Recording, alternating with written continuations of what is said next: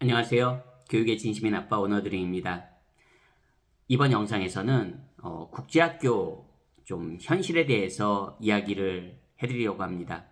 특히 이제 말레이시아나 동남아시아에 있는 국제학교들 기준으로 한번 말씀을 드려보겠습니다. 국제학교에 대한 환상이 좀 있으신 것 같습니다. 일단 국제학교 하면 뭐 시설, 캠퍼스 시설, 그리고 뭐 다양한 인종의 학생들, 그리고 원어민 선생님들, 그런 거에 대한 아무래도 기대치가 있는 게 사실입니다. 말레이시아 국제학교를 고려하시는 분들에게는요. 하지만 이제 현실적인 얘기를 좀 더 드리면요. 물론 학교별로 차이는 있겠지만, 네, 말씀드린 대로 뭐 캠퍼스 시설, 뭐 원어민 선생님, 다양한 국적의 학생들. 근데 중요한 거는 이제 저는 공부를 해야 된다고 생각하거든요. 물론 공부를 해야 된다는 게 막 한국처럼 어린 시절부터 초등학교 저학년 때부터 막 이렇게 해야 된다는 그런 의미는 아닙니다. 하지만 적어도 고등학교 때는 공부해야죠. 대학에 가려면. 뭐 꼭 대학에 가는 게 아니더라도 공부해야죠. 그럼 이제 공부적인 측면에 한번 좀 포커스를 맞춰서 이야기를 한번 드려볼게요. 자, 국제학교. 그래요. 뭐, 우리 말하는 탑티어 국제학교, 뭐, A리스트, 뭐, 예, 어쨌든, 뭐, 그, 등급은 뭐, 정하기 나름이니까, 뭐, 원어민 선생님 많고, 그런 학교를 예를 들겠습니다. 그리고 그냥 편하게 한국의 일반, 뭐, 중고등학교, 예, 중고등학교, 뭐, 초등학교라고 생각하셔도 되고요. 한번 비교해 보겠습니다. 일단 선생님의 그런 그 교과목에 대한 재량, 뭐 학습적인 뭐 역량, 교과목에 대한 역량 한번 비교해 볼까요? 원어민 선생님이 무조건 나을까요? 전혀 아니라는 거 그냥 바로 느낌 오시지 않나요? 예를 들어서 과학 선생님이 있습니다. 한국의 일반 중학교 과학 선생님, 뭐 수학 선생님, 영어는 비교할 게 안 되고요. 예, 과학 선생님, 수학 선생님, 뭐 사회 선생님 한번 예를 들겠습니다. 말레이시아나 동남아 국제학교의 원어민, 과학 선생님, 사회 선생님, 수학 선생님이 훨씬 더 좋은 과학 선생님, 수학 선생님, 사회 선생님이라고 자신 있게 말할 수 있을까요? 그건 아닌 것 같습니다. 네. 선생님의 그런 자기 교과목에 대한 역량은 이 말레이시아 국제학교가 낫다고 말할 수가 없습니다. 한국이 더 낫다고도 말할 수 없고요. 그냥 거기서 거기라는 겁니다. 근데 그럼 뭐냐? 여기서 이제 포인트입니다. 이게 영어로 진행된다는 거죠. 영어로. 그럼 어떤 분들은 여기서 그 영어가 뭔데? 영어가 왜 해야 되는데? 이런 분들은 여기서 이제 제 영상을 뭐 보시지도 않겠지만 보실 필요가 없는 겁니다. 그 영어의 그 어떻게 보면 가치죠. 그 언어로서의 그 기본 가치를 모르시는 분들은 뭐 제 영상을 보시지도 않겠지만 더 이상 이야기할 게 없는 겁니다. 그런 분들에게는. 즉 국제학교에 대한 환상은 그냥 영어입니다. 영어. 가져갈 수 있는 것도 영어예요. 물론 그 영어를 통해서 말씀드린 대로 사회도 배우고 과학도 배우고 수학도 배우고 예, 체육도 배우고 음악도 배우고 미술도 배우고 하는 겁니다. 이 선생님들이 교과목적으로 더 뛰어난 게 아니에요. 물론 뭐 학교 생활이 다 그럼 공부만 위해서 다니냐. 특히 초등학교 학생들은 뭐 학교 캠퍼스 분위기도 있고 학교의 그 교육 철학도 있고 예? 뭐 인성 교육도 있고 다양하게 있겠죠. 하지만 말레이시아 국제학교도 여러분들이 생각하는 뭐 캐나다나 그냥 캐나다를 쉽게 예를 들어 드리겠습니다. 캐나다.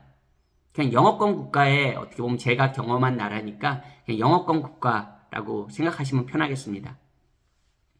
캐나다의 초등학교 교육과 말레이시아 국제학교의 초등학교 교육이 같을까요? 환경이? 전혀 같지 않습니다. 왜냐하면 그 나라 안에서 그 나라의 문화를 따라갈 수밖에 없는 겁니다. 그 환경을 따라갈 수밖에 없는 겁니다. 교육은. 즉 그렇게 여러분들이 바라는 국제학교라고 해도 영어권 국가의 초등학교, 중학교, 고등학교 교육과 국제학교의 그런 교육이 환경적으로 비슷할 수가 없습니다. 물론 정말 특별한 학교들은 있습니다. 소위 말하는 정말 남들이 다 보내고 싶은 학교, 정말 가고 싶은 학교, 그런 학교. 우리도 왜 좋은 학교가 있듯이 국제학교 중에서도 분명히 그런 학교가 있을 수 있습니다. 근데 그런 한두 개의 학교를 얘기하자는 게 아닙니다. 말레이시아만 해도 수백 개의 국제학교가 말레이시아 전역에 있습니다.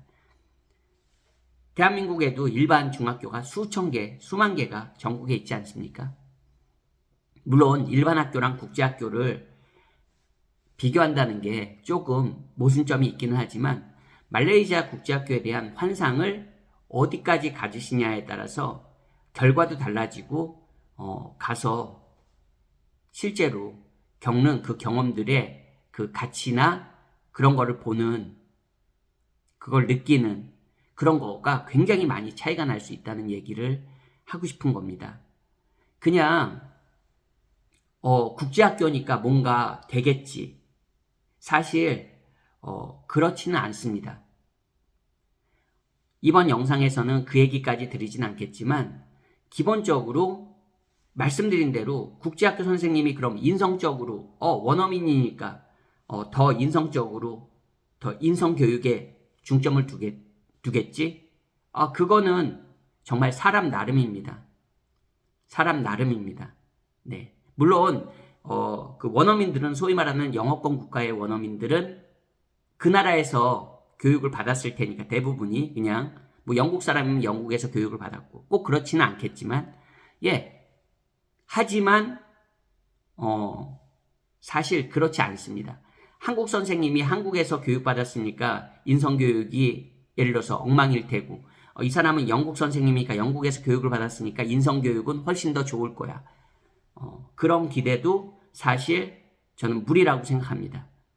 그리고 영어권 국가 사람이 인성이 낮다는 전제가 전혀 없잖아요. 말도 안 되는 얘기잖아요. 그러니까 애초에 그런 것도 비교 대상이 되지 않는다는 겁니다. 그러니까 본질적으로 계속 얘기 드리지만 국제학교에 대한 환상은 그냥 영어입니다. 영어. 이 모든 게 그냥 영어로 이루어지고 영어로 교육이 이루어진다는 그거에 어떻게 보면 초점을 맞추시는 게 현실적입니다. 적어도 말레이시아 국제학교, 동남아 국제학교에선 그겁니다. 그거 이상의 어떤 다른 결과들은 내 아이가 어떻게 준비되고 내 아이를 어떻게 부모님이 가이드해주고 그런 거에 달려있는 거지 다른 게 아닙니다. 근데 대부분 이제 국제학교에 접근하실 때 조기유학에 접근하실 때 다른 것들을 되게 크게 보시는 것 같아요. 그러니까 그거를 저는 조금 극단적인 표현으로 환상이라고 말씀드린 거고요. 하지만 그 환상이 깨지는 데는 많은 시간이 필요하지 않습니다. 지금 이 이야기가 국제학교를 그냥 막연하게 조기유학을 처음 준비하시거나 관심을 가지시는 분들에게는 조금 와닿지 않는 이야기가 될 수도 있습니다.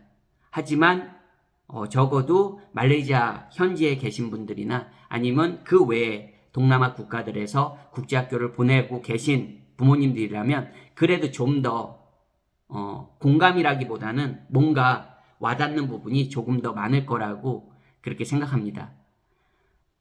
오늘도 영상 시청해 주셔서 감사드리고요. 저는 또 다음번 영상에서 인사드리겠습니다. 안녕히 계세요.